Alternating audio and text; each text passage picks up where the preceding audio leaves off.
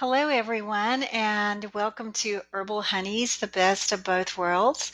My name is Phyllis Light, and I'm an herbalist, Appalachian herbalist from Arab, Alabama. Just a little about myself as an intro before we get started is I'm a fifth generation traditional herbalist. My grandparents were herbalists. My dad was a herbalist. We have actually had an herbalist in the family all the way back to the Civil War. I am sort of specialize in native plants. Actually, love the whole plant world of any kind, but I grew up using local native plants, and that's my area of specialty. Today, we're going to be talking about herbal honeys, especially ginseng honeys. It's sort of going to divide this presentation into talking about bees and then honey and benefits of honey, and then we're going to move into benefits of ginseng, American ginseng, and then we'll talk about how to bring the two together. So let's go ahead and get started, and I hope you enjoy it. Herbal honeys, the best of both worlds. Let's talk a little bit about the history of honey. Rock paintings from Spain about 8,000 years ago actually show people gathering honey. And if you will look to the right of this slide, this is basically the actual painting on the wall. And something I remember growing up is we didn't have beehives when I was growing up, but we actually gleaned a lot of our food from the woods. And my dad was really good at stealing honey from wild hives. And I remember one time in particular, he actually stole some honey out of a hive, and the only thing he had to put the honey in when he was out in the woods, because actually I don't think he was expecting to find a hive, he just looked up on it, was an old dish pan in the back of it that was in the back of his truck. And this was one of those old kind of aluminum dish pans. I don't know if you know what I'm talking about or not. But anyway, he came home with this really dark, thick honey, and he had stolen part of the cone.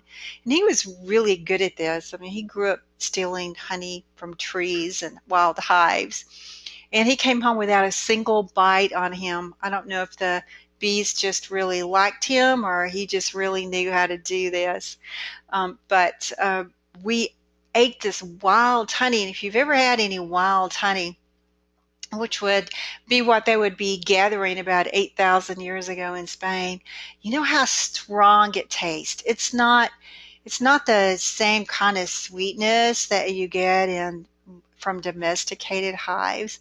So it definitely has a wilder taste, like meat from the woods, game from the woods has a wilder taste. Everything in the woods has this wilder taste. And that always really has stuck in my mind, the taste of that wild honey. And then we walked around chewing honeycombs for literally weeks afterwards, as kind of a poor man's chewing gum. But I've always loved the taste of wild honey. It's just something nostalgic for me. It takes me back to my childhood. So I love honey, I love bees, and I love wild honey. That would be wild honey is, if you get the opportunity, I would say try it. Honey was the original sweetener. Yes, people had fruits and they had sweet foods, but as far as an additive sweetener, honey is the original.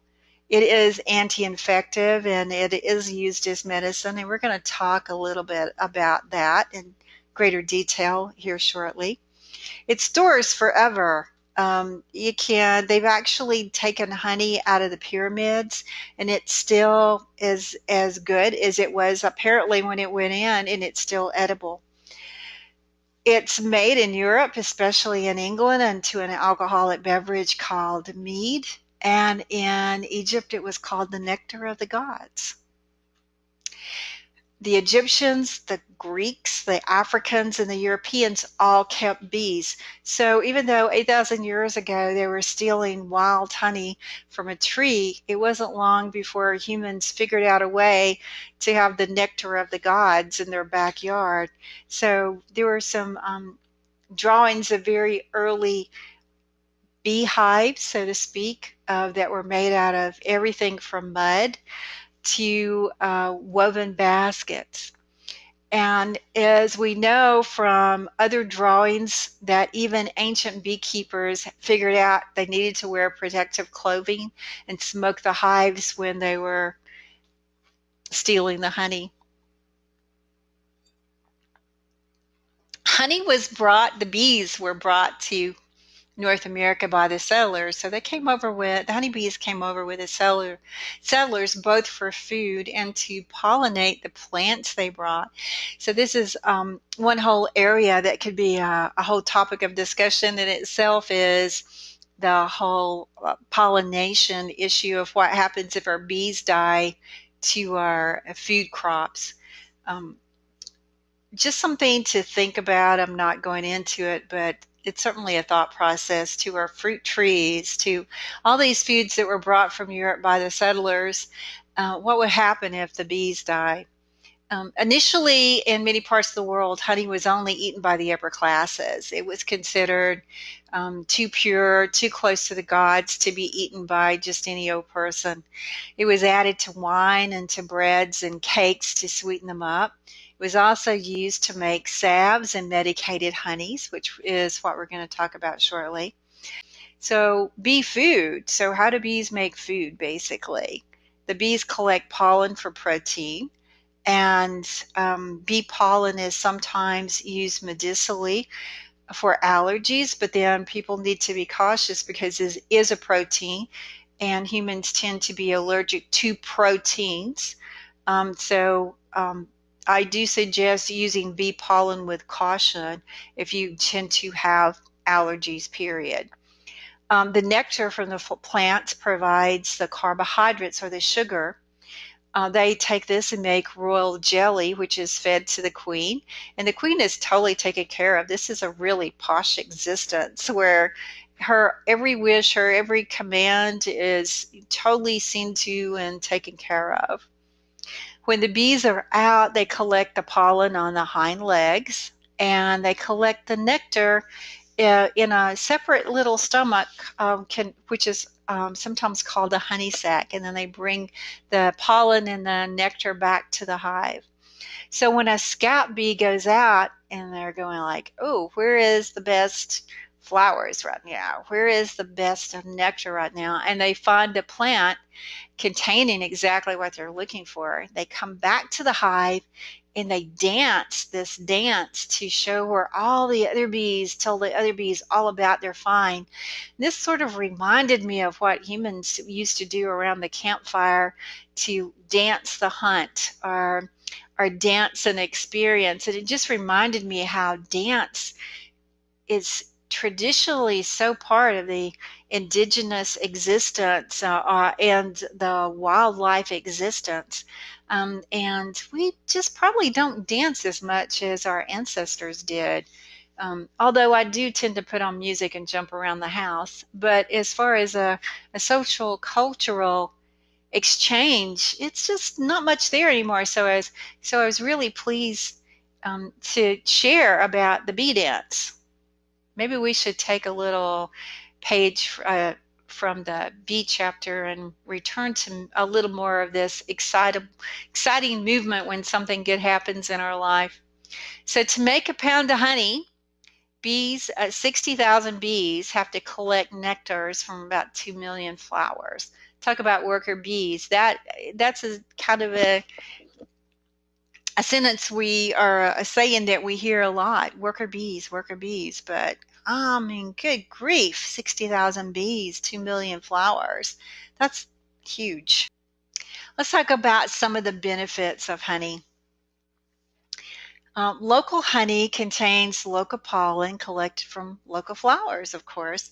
And I think this has become such a wide, common saying or common remedy um, amongst folks that almost everybody wants to know if you want to improve your seasonal allergies, you use raw local honey that contains some of the pollen, which then helps it's like getting a little inoculation. That's because that local honey is made from nectar from the local flowers, so you get like a little inoculation against the pollen. And folks that I know that have used it, myself included, really swear by it, and really swear that it works. So if you happen to be a person who does have some seasonal allergies, you might give this a try.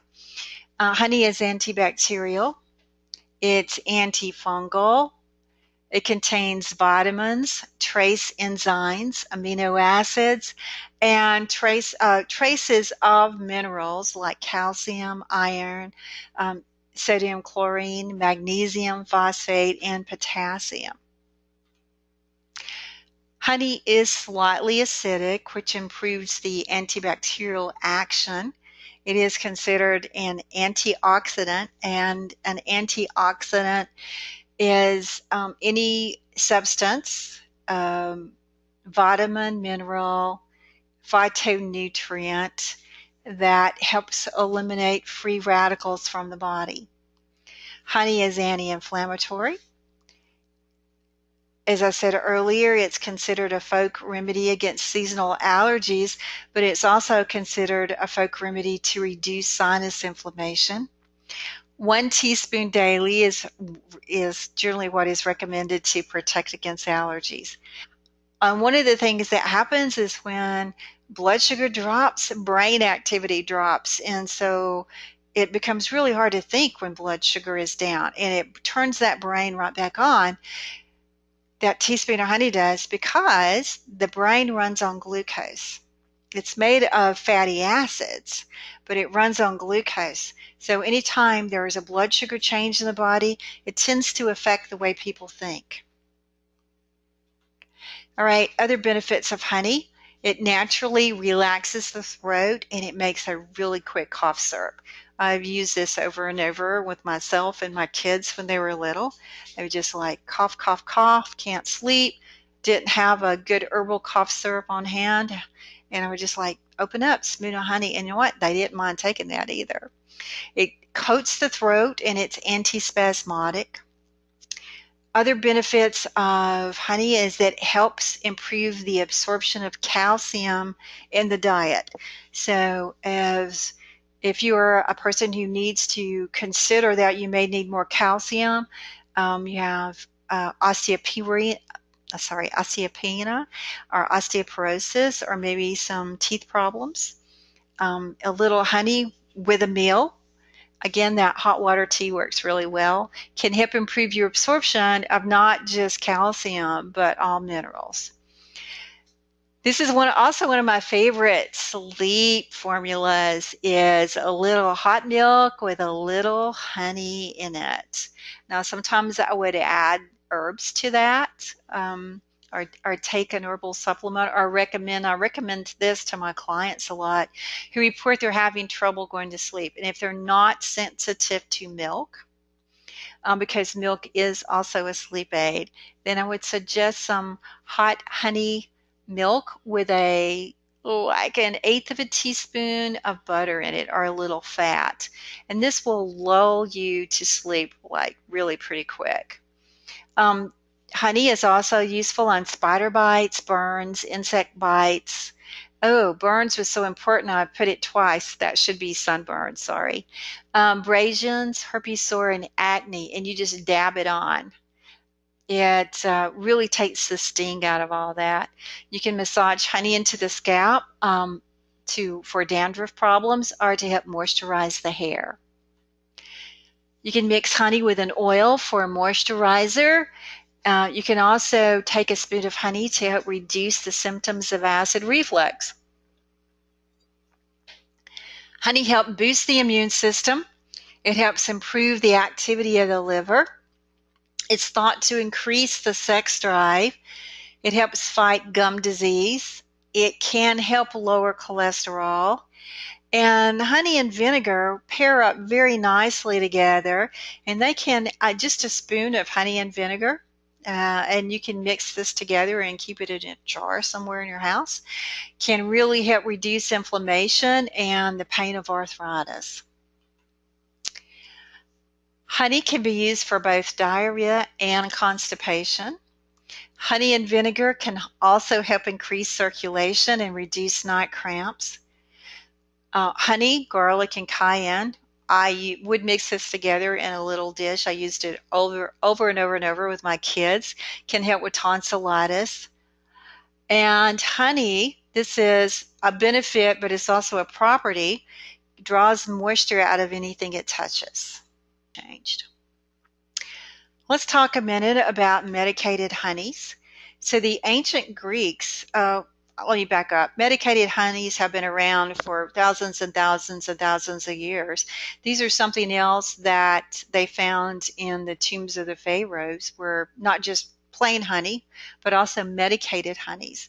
So there's kind of two ways of looking at this. And so the ancient Greeks made thyme, sage, rosemary, lavender honeys, where they actually infused the herb into the honey, which is what we're going to be talking about with ginseng here in a second. But then there is the other kind of medicated honey, and this is when the qualities of the plant that the pollen and the nectar came from imbue the honey. But let's go on here. Thyme honey can be used for infectious diseases, physical weakness, ulcers, and coughing. And sage honey helps improve brain activity. It improves digestion. It reduces intestinal gas, relieves heartburn, and improves depression. Rosemary honey reduces inflammation, is antibacterial, antifungal, boosts the memory, and reduce stress. And sourwood honey is so popular in the South that I had to mention it. And sourwood honey reduces heartburn, reduces acid reflux, helps to lower blood pressure, increases urination, aids with kidney and bladder ailments. And if you want to know, those are all the properties of sourwood itself. So let's talk a minute about, or longer than a minute, but let's talk about American ginseng and discuss the properties of this amazing wild American plant. This is one of my favorite plants. I started studying American ginseng when I was a young girl. My grandmother was a Creek Cherokee mix, and I had a very traditional training for a number of years. And American ginseng was the first plant I studied. And I had to study it for 7 years before my dad or my grandmother would teach me about any other plant. American ginseng is considered the chief of white medicine, and white medicine is the medicine of peace. It's the medicine of building. It's the medicine of homeostasis. It's the medicine of balance. Here we go. The Cherokees speak of the plant as sentient, able to make itself invisible to those unworthy to gather it. And this was one of the things I was taught as a young girl, that ginseng, it could just pick up in the woods and it could just go someplace else and you would never know it. It was considered that it could move. And it might be in one spot one year, and the next year it might be totally gone. And so this was one of the reasons the Cherokees called ginseng little man. This is Panax quinquefolius. Panax is Greek for cure-all. American ginseng, or ginsengs, are one of the most widely used herbs in history. Traditionally, it was eaten raw or used in a tea, and I grew up eating it raw. Still my preferred method because it was just, what I was taught.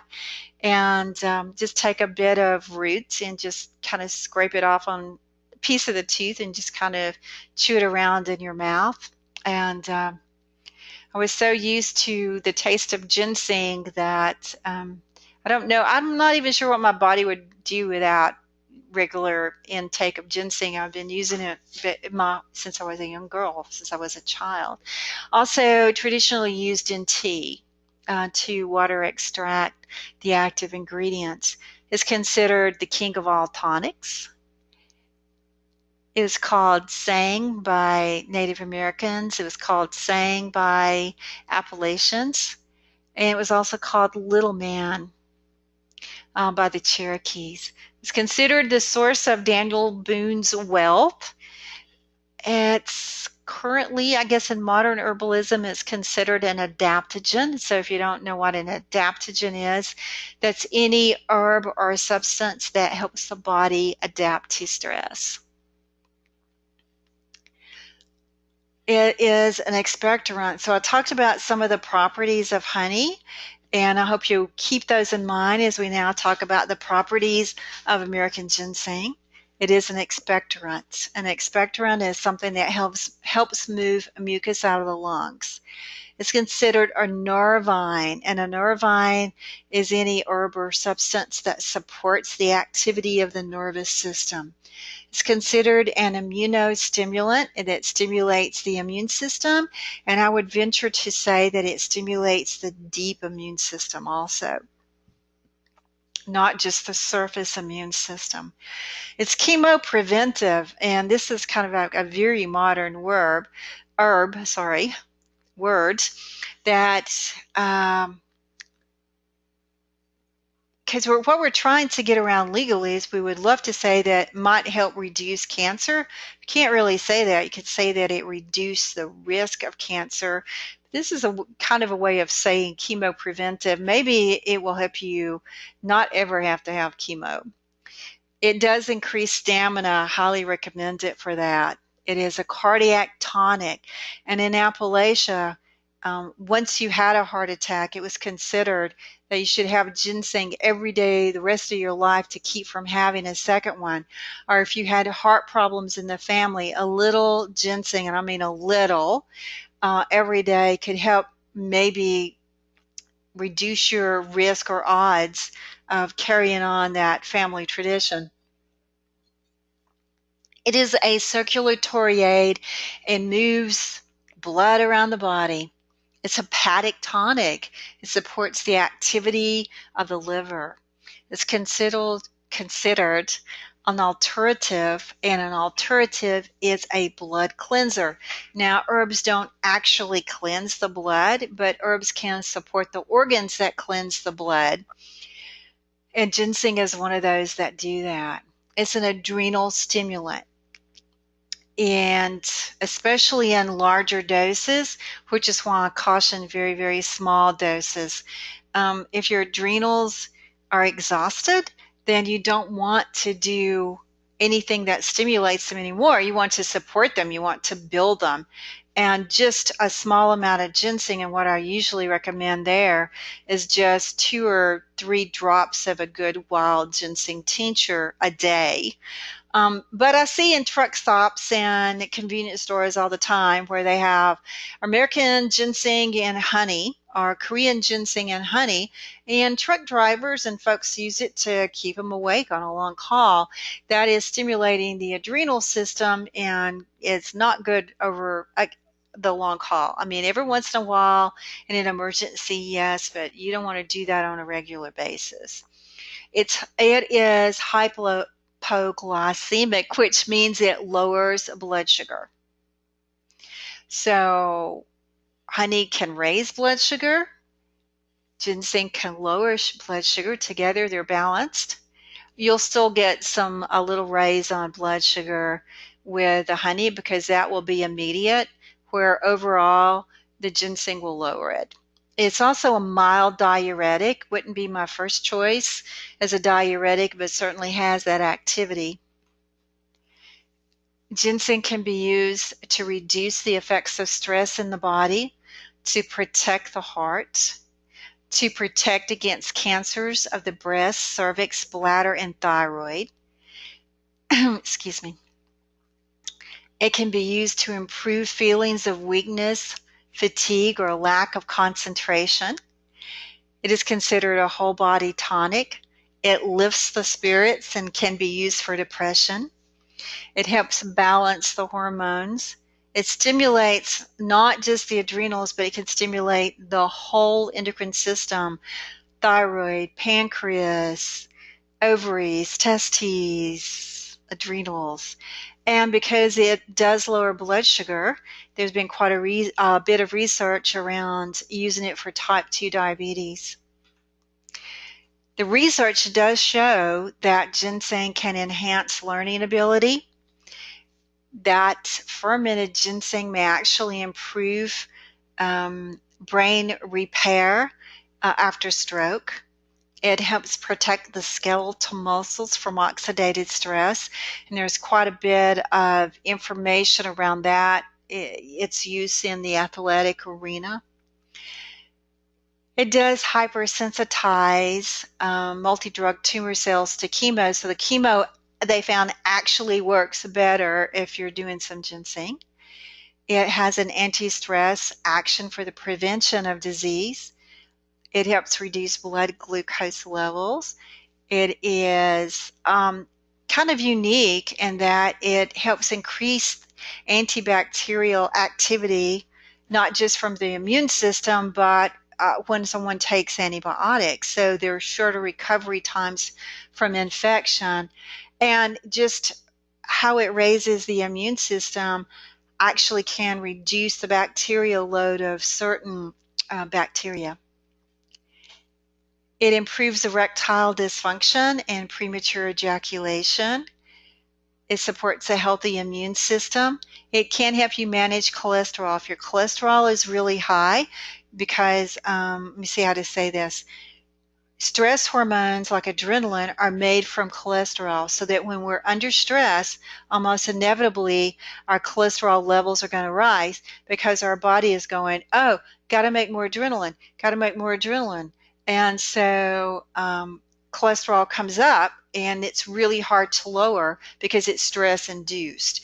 Diet may help, but it's still stress induced, and as long as that stress is there, cholesterol is going to be a little tricky to manage. So this is where American Ginseng can come in and help manage stress induced high cholesterol, as well as help manage blood sugar levels. It does help improve thinking and memory. It can increase strength and endurance, and there is like numerous Russian studies on this.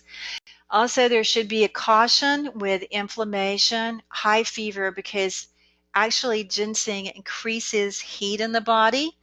So if you've already got heat in your body, like your fever, you may not want to increase it more. Now, there are some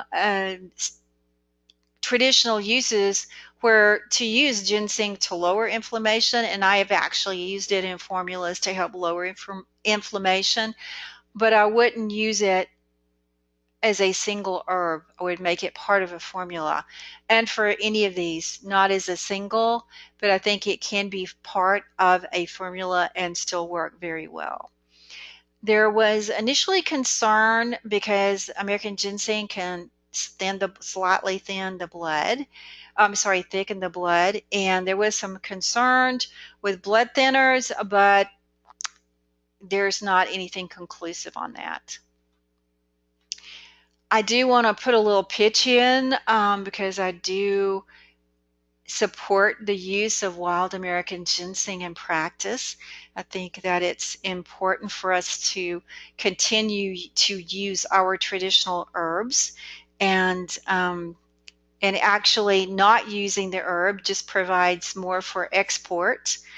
So we should hopefully reclaim the use of the plant, but in an ethical and appropriate manner. So be aware that ginseng is slow growing. It is considered endangered, even though we're shipping out tons. It reproduces only by seed, technically, but I do take exception to that. I grew up, in my family, we were ginseng wildcrafters, and this was pre-CITES time period. So when we collected ginseng, wild American ginseng, we would break off the arm and immediately replant it, and the plant would keep growing. We would also break off the tip, the very tip with the rootlets, and we'd replant that. And then we would also not harvest until it was seeding, and then we would throw the seeds. So from harvesting this one plant, we would have 3 opportunities for the plant to continue or to make more ginseng plants. So I think one of the things that's happened in kind of since CITES is that the whole plant has to be shipped, which means you can't do traditional harvesting methods. And so that concerns me. But if we had an American market, if more people here used it, more herbalists used it, we could return to some of those traditional harvesting methods. Be aware that poaching in national forest is illegal, and that loss of habitat, overharvesting, introduction of other invasive plants, changes in rural culture, and increased economic incentives have increased the price of wild plants. And unfortunately, it's not always harvested ethically. That is a whole conversation. All right, so now we're going to combine root and honey. We're going to combine the ginseng and honey. But let's talk first about infused honey. So I've often wondered about using ginseng leaves more because the leaves do contain some ginicides, but I'm not sure what might be missing from the root.